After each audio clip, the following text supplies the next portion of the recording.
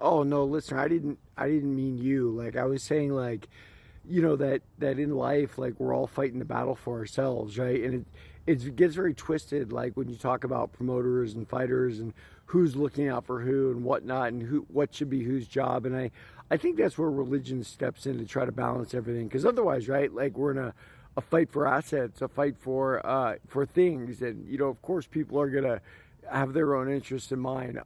Yeah, I didn't put a picture up, guys, because I'm in beautiful San Diego. My friend Gray, childhood friend, lives in believe it or not, this is El Cajon, but it's on the hills in El Cajon, in the most beautiful part of the city. It looks a lot like Rancho Santa Fe down here.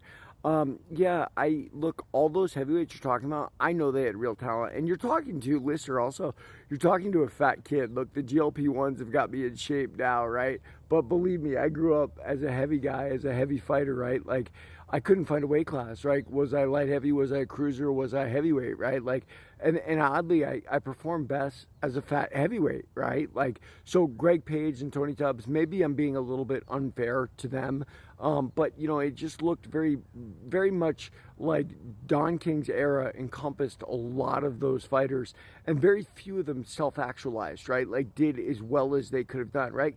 Tubbs is an animal, right? Like Page is an animal, right? Like so is Tim Witherspoon, right? Witherspoon might have been better than both of them. And the reality is they underperformed. And why did they underperform? Because King really was the one making all the money. It wasn't the fighters, it was Don King. But that having been said, that brings us back to what was Don King supposed to do? Give more money to someone else who is not going to care about him later in life? That's why both my books, whether you're talking about the criminal book, Greed and Fear of the Golanus Crime Family, or you're talking about Warrior of the Light, A Fighter's Journey through the Rise of Mixed Martial Arts, it doesn't matter that one's about crime and one's about the fight game and martial arts. It matters that really what they are about is human nature and what people will do and having their own interests in mind, and and things like that. And I think that's very relevant to both industries, right? How many people have gone to jail for the rest of their lives protecting a guy who didn't care for them?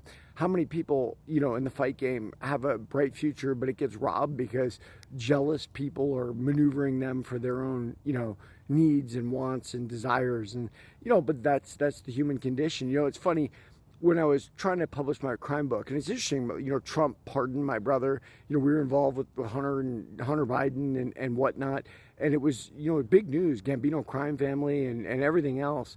But it never really got anywhere. And one publisher said, Derek, there's no triumph in it.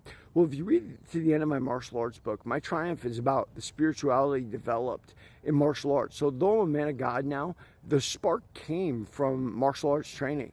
And I think the spark will always come because God's always talking to us no matter what. And we know what right and wrong is. It's just we got to suffer this journey on earth too. And that's where the complications come. Everybody read my books. No, there's no audio book, listener. Sorry about that. I should get on that. People have been asking for a long time, and I'll think about it.